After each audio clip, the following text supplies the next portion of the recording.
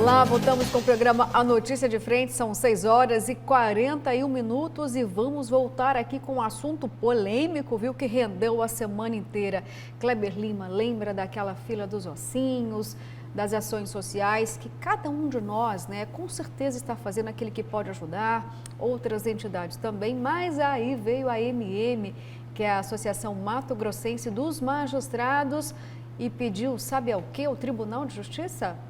Aumento no auxílio alimentação de juízes e desembargadores. Então, quem vai trazer todos os detalhes é o repórter João Fernandes. João, já tem decisão em relação a essa resposta à AMM por parte do Tribunal de Justiça?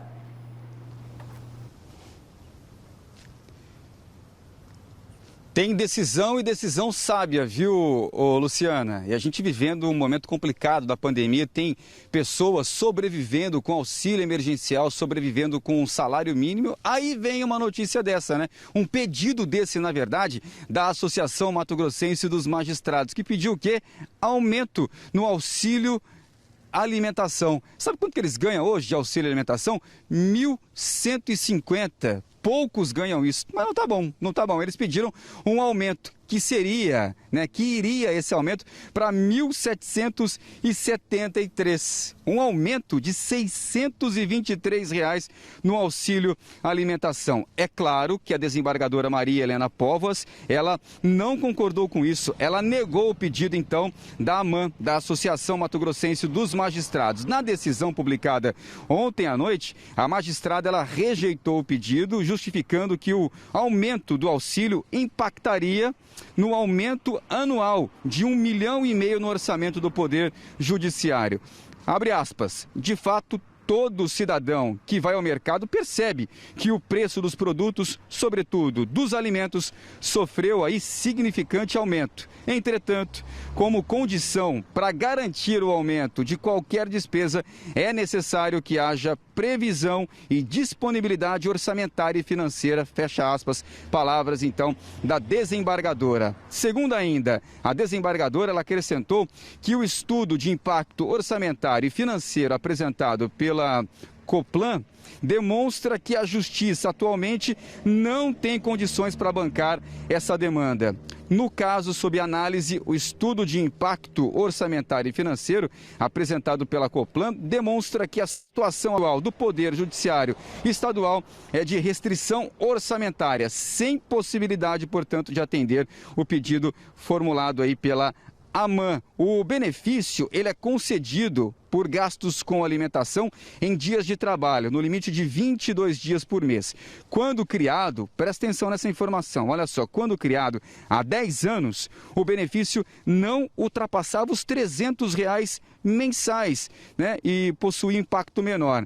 Com os reajustes de 2019, houve um acréscimo de 385%. Portanto, hoje os magistrados aí, portanto, eles têm um auxílio alimentação de R$ 1.150. Com esse pedido, iria para R$ 1.773. É claro que esse pedido foi negado e essa discussão continua. O que eu falei, né, Luciano? O que você falou também da fila de ossinhos, que isso chocou o país inteiro, né? Gente sobrevivendo daquela carne colada no osso, né? Só dessa forma que muitas pessoas aqui estão comendo carne ultimamente.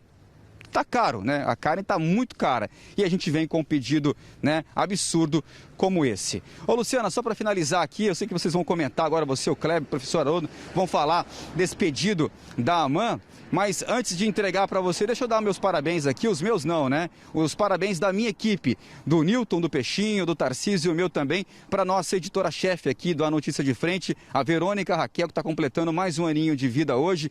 31 aninhos, que bom, hein, Verônica?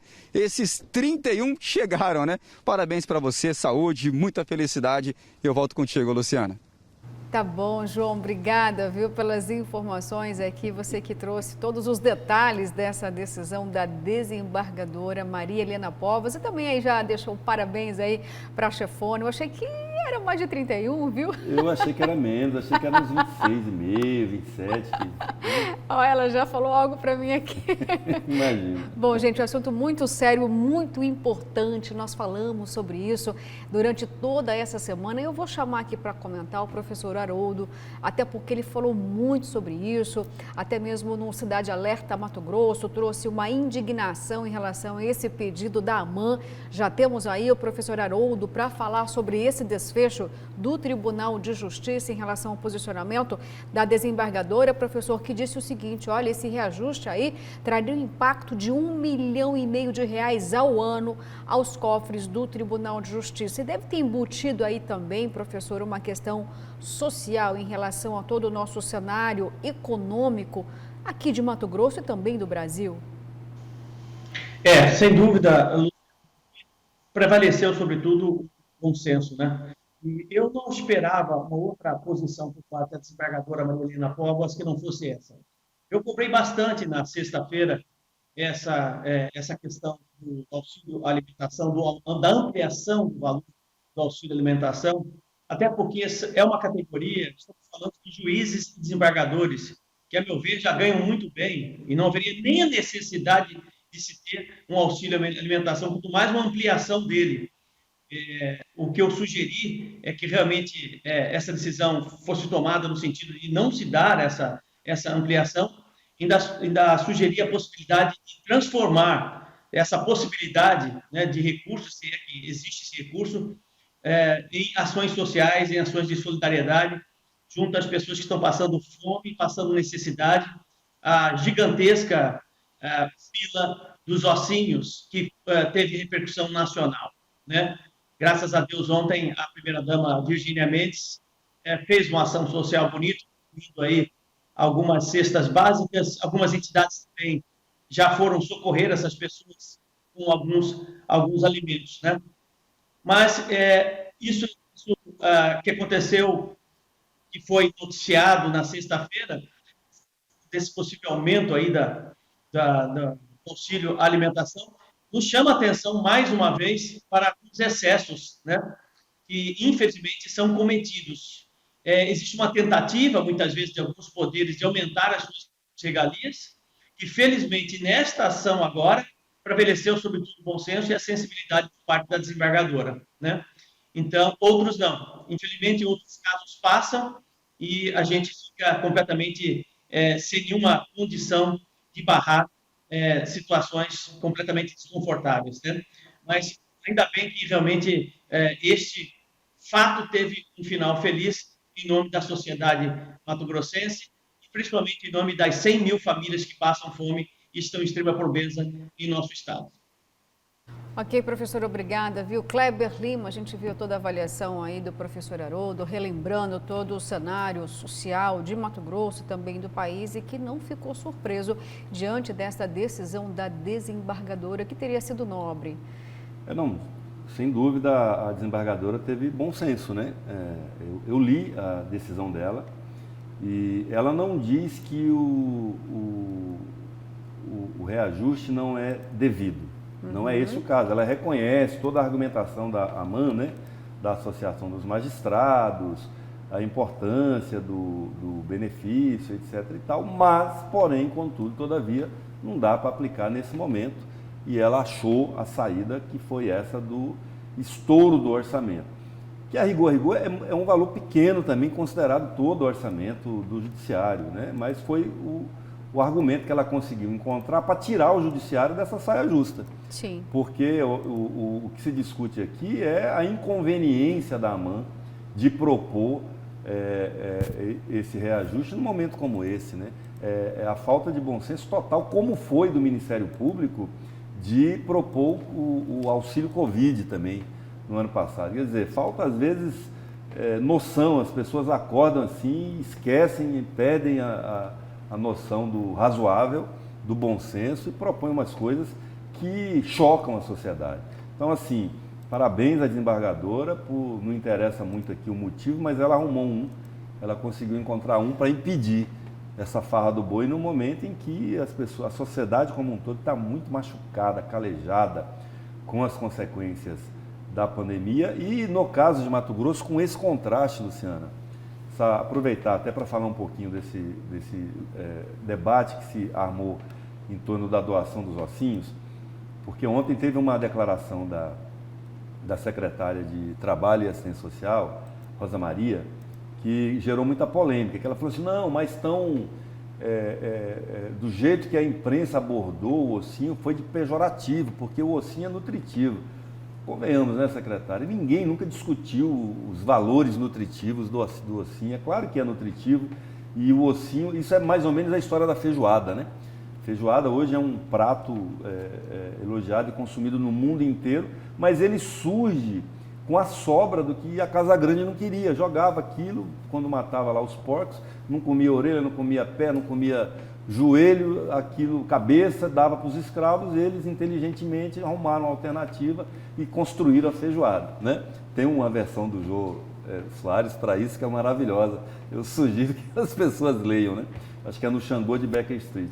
Mas o que a gente vê hoje é isso também. Tem valor nutritivo? Tem, mas a dignidade das pessoas está sendo arranhada quando elas são obrigadas a se humilharem numa fila para receber aquela doação. Parabéns ao açougue, parabéns aos proprietários do açougue, parabéns a todo mundo, às instituições que fazem ações de caridade, de beneficência, mas a secretária de Assistência Social não poderia falar um negócio desse, porque é papel dela atuar para que menos pessoas tenham necessidade de depender da benevolência do outro, né? E a grande discussão que precisa ser feita é o modelo econômico de Mato Grosso. Os dados do próprio Ministério do Desenvolvimento Social, do Bolsa Família, que são alimentados pela secretária Rosa Maria Carvalho, salvo engano, conforme está num documento que eu acessei ontem lá no Ministério, mostra que nós temos mais de 100 mil famílias em Mato Grosso vivendo na extrema pobreza, com renda familiar per capita de cada indivíduo de até R$ 89 por mês, Luciana. Aí, só com ossinho mesmo doado pela caridade de açougues, para a pessoa poder se alimentar. Então, isso é que precisa ser enfrentado, secretária. E graças a Deus, a primeira-dama Virgínia Mendes pensa diferente dela, foi lá ontem, na fila, visitar as pessoas e provavelmente orientou a secretária para cadastrar aquelas pessoas nos seus programas sociais e passar a dar mais dignidade para elas, para que elas não precisem se humilhar na fila ou catar lixo na rua, né, para poder comer. É claro que se a pessoa cata sobra de comida no lixo e tira a parte podre, a parte boa também vai ter um valor nutritivo. O Estado, inclusive, já fez isso, o poder público já fez isso, na época que o Dante de Oliveira era prefeito de Cuiabá, na época que o Roberto França era prefeito de Cuiabá, mas isso são medidas paliativas. Nós precisamos mexer no cerne, que é reduzir esse contraste social e essas desigualdades econômicas em nosso Estado. É aquela velha máxima, né? Não adianta apenas dar o peixe, é preciso ensinar a pescar e o Poder Executivo precisa fazer sua parte realmente em implementar ações aí para diminuir essas diferenças sociais. E olha só, agora eu vou para a sua mensagem, porque elas estão aqui ligadas a dois assuntos principais do programa de hoje. Eu faço questão de ler aqui. Olha só, bom dia, bancada. O que os magistrados fazem com o salário que ganham? Se eles têm de graça livros, notebooks, paletó, saúde, etc. E os processos nas mãos deles não andam.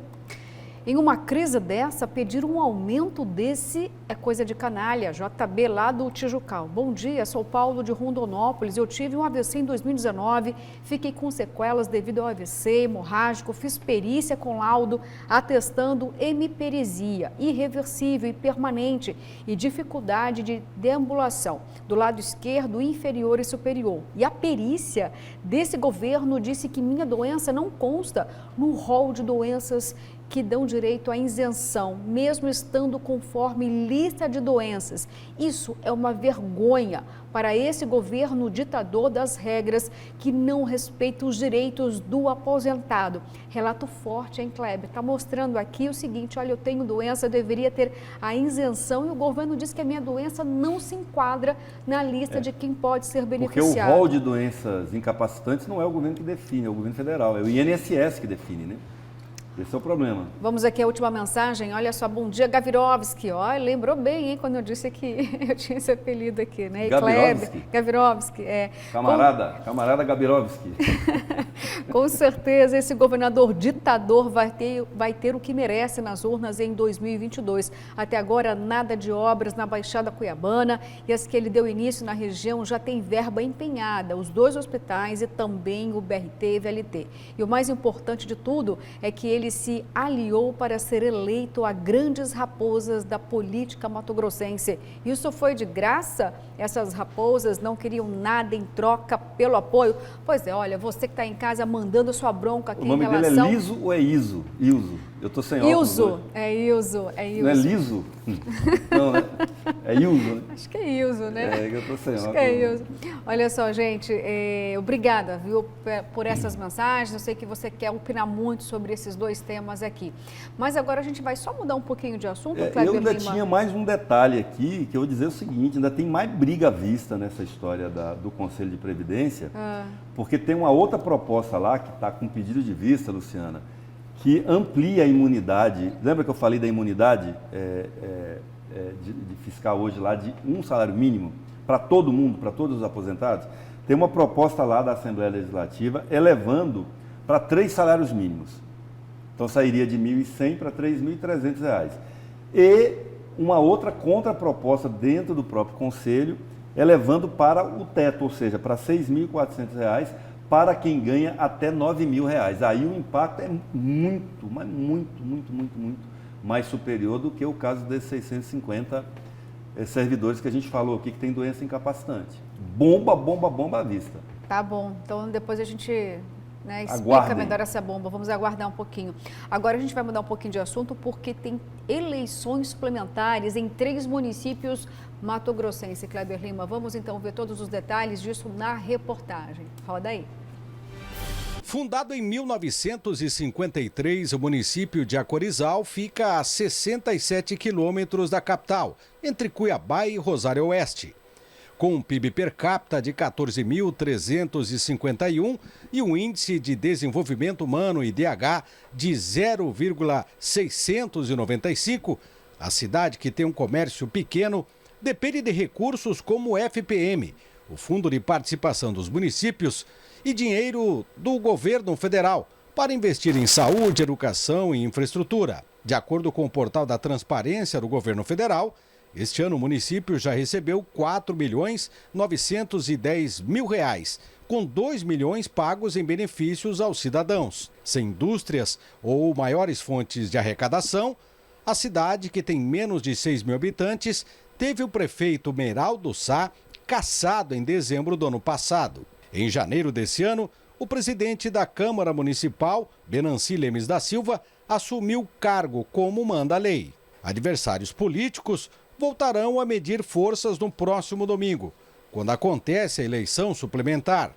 No último pleito, a cidade teve 5 candidatos. Acorizal, que fica a menos de 70 quilômetros da capital, tem uma curiosidade. O número de eleitores é maior do que o de habitantes, segundo o último censo do IBGE. São 5.269 moradores e 5.900 eleitores. Outra curiosidade que nós descobrimos assim que chegamos aqui à cidade na manhã de hoje. O candidato do DEM, que vai concorrer à eleição do próximo domingo, tem como vice o irmão do prefeito que foi cassado no ano de 2018 e que concorreram entre si nas últimas eleições. Em frente à prefeitura, carros de servidores públicos exibem adesivos da candidatura do atual prefeito.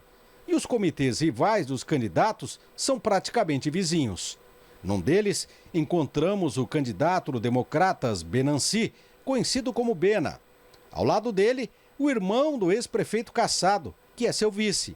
Os dois tentaram explicar as candidaturas. Quando o nosso prefeito não pôde assumir e nós disputamos a mesa diretora, fomos vencedores. Naturalmente, viramos prefeito interino e agora nosso nome também naturalmente surgiu como um dos melhores para disputar a eleição do nosso grupo. Como é que a cidade recebeu essa polêmica toda?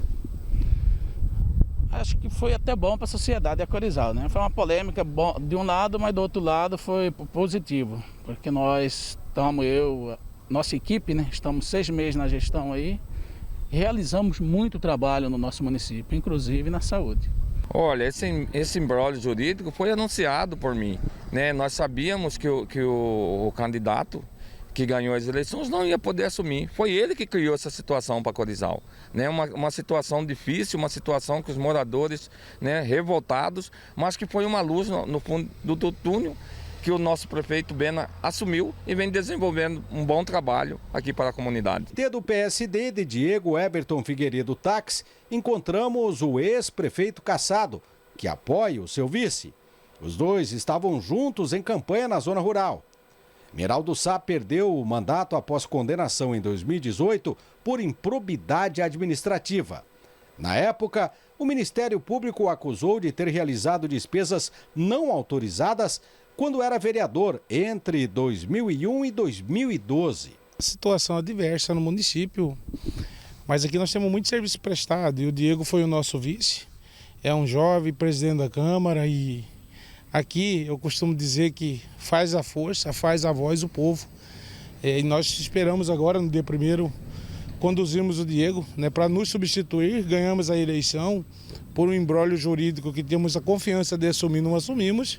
Estamos hoje na chapa com o Diego porque nós acreditamos numa Corizal melhor. Com muito orgulho, assumi a candidatura junto com o Meraldo em 2020, não conseguimos assumir e hoje eu assumo a candidatura como prefeito de Corizal. Nas ruas, parte da população está a par da confusão. Outros sequer querem votar. Outros sequer vão votar. O que o senhor acha dessa concorrência entre dois irmãos? Olha, não era nem para estar existindo isso, mas infelizmente, né? Agora o pessoal tá enxergando, né, que tem que haver mudança, né? E eu acho que vamos ter uma boa mudança aqui, né? Preparada para votar? Sim, preparada. Difícil falar, né? Difícil falar.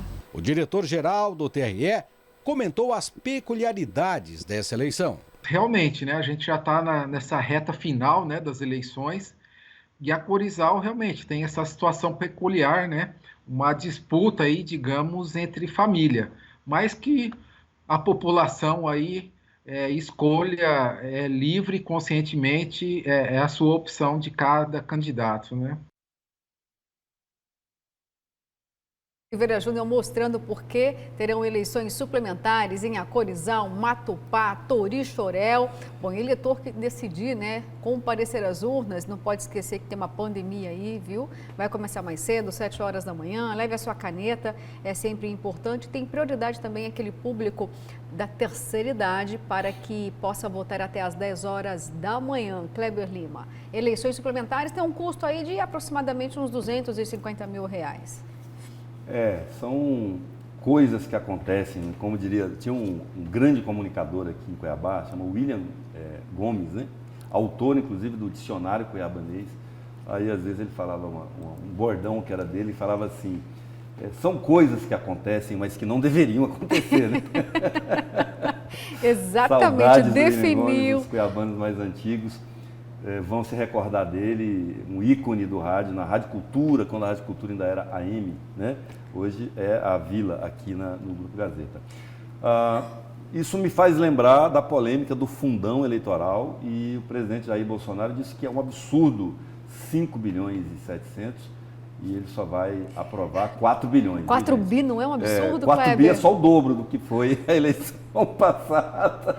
Mas, assim, são coisas que acontecem, mas que não deveriam acontecer. E eu fico imaginando os bolsonaristas, como é que eles vão explicar isso. O Silvio Luiz, já que nós estamos falando de política e de comunicação, um narrador, assim, também icônico no Brasil, que era o Silvio Luiz, né? Assim, foi ele, né? Ele dizia.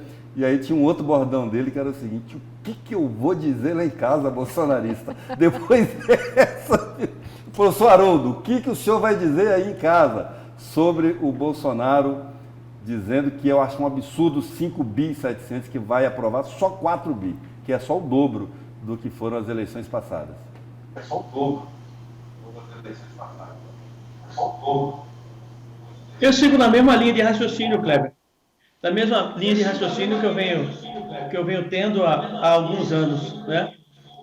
independente de presidente da República, Jair Bolsonaro, qualquer outro presidente, se fosse o Haddad, por exemplo, se fosse o Lula, né? Eu ainda acho que é muito dinheiro para política, para se fazer política nesse país, né? Política é algo que tem que ser virtuoso, né? Tem que ser identificado pela população, e essa população legitima alguém pela sua capacidade de conhecimento, pela sua capacidade de realmente ter, e sobretudo, uma alma estadista e que pensa, sobretudo, na sociedade como um todo, né? Minutinho, é professor, tá me inadmissível nós termos ouvindo? tetos para governo do estado de 10, 15, 20 milhões de reais para se eleger um governador, tetos de 6, 7 milhões para se eleger, ou muito mais, na boca Professor, pequena dizem que abaixa até muito o mais, áudio da sua para se TV, eleger por um favor, senador da porque está com República, muita né? Isso é inadmissível interferência, no as país pessoas não estão passa conseguindo te entender nesse uma momento. situação de extrema pobreza, Acho que ele não está ouvindo. com deficiências graves em saneamento, na área da educação, na área da saúde, enfim, coisas muito mais prioritárias do que necessariamente a forma que se gera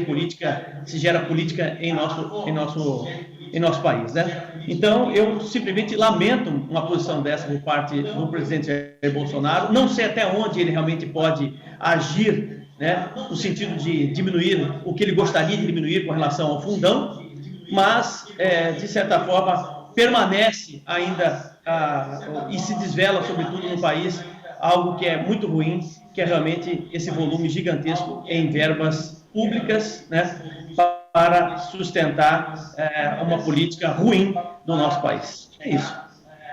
Tá certo, professor. Só vou agora dar uma orientação aqui, por favor. Ficou um pouquinho comprometida a sua fala, porque ao fundo nós ficamos com o áudio aí do próprio programa. Então, as pessoas ouviram duplamente o que o senhor disse. Não sei se ficou claro para muita gente. Então, eu vou pedir para o senhor, quando entrar conosco, por favor, abaixe o volume, porque aí fica bem mais nítido, tá, a sua narrativa. Bom, gente, agora eu vou para um rápido intervalo, mas daqui a pouquinho nós voltamos, viu?